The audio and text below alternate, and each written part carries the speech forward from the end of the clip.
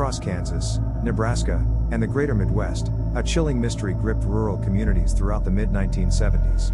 Ranchers, law enforcement, and eventually even federal officials found themselves confronting a wave of unexplained and often brutal cattle mutilations.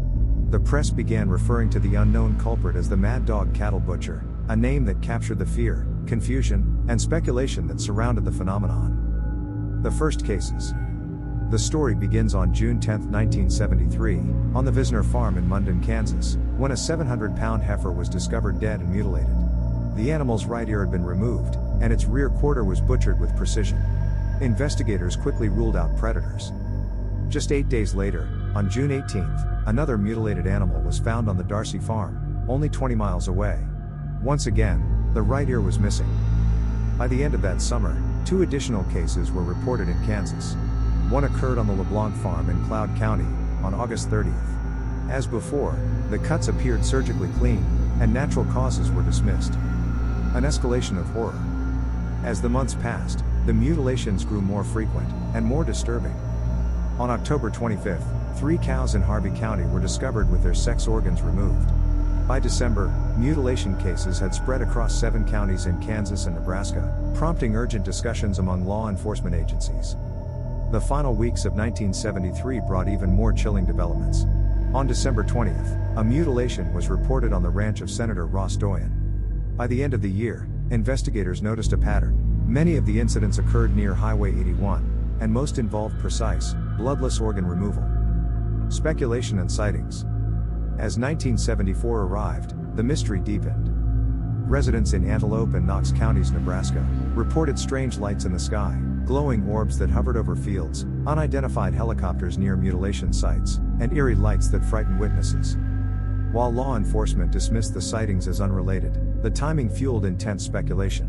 A 1974 Denver Post article criticized the lack of resources available to local authorities and urged federal intervention. Theories ranged from criminal activity, to covert testing programs, to the paranormal. The FBI steps in, and out. Despite repeated pleas from law enforcement and elected officials, the FBI insisted for years that it lacked jurisdiction. No federal laws had been broken, they argued, so the agency refused involvement. That changed in March of 1979, when 15 mutilations were reported on Native American land in New Mexico.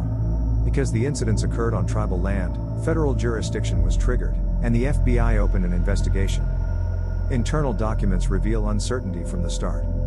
March 12, 1979, a memo from the Albuquerque special agent in charge outlined the FBI's hesitant involvement. New Mexico State Police officer Gabe Valdez voiced suspicions that the mutilations were part of a government operation, citing uncooperative responses from the Los Alamos Scientific Laboratory. June 5, 1979, the FBI acknowledged its role but began scaling back the investigation as mutilations on tribal land stopped. August 1, 1979, with no suspects and no evidence supporting any theory, the case was closed.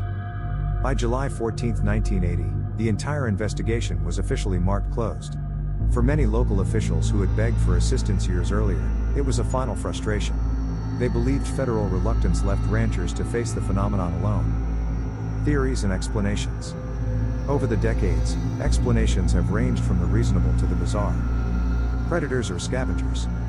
Some experts, including Dr. Don Wilson, argued that the mutilations were consistent with natural predation and decomposition. Government experiments.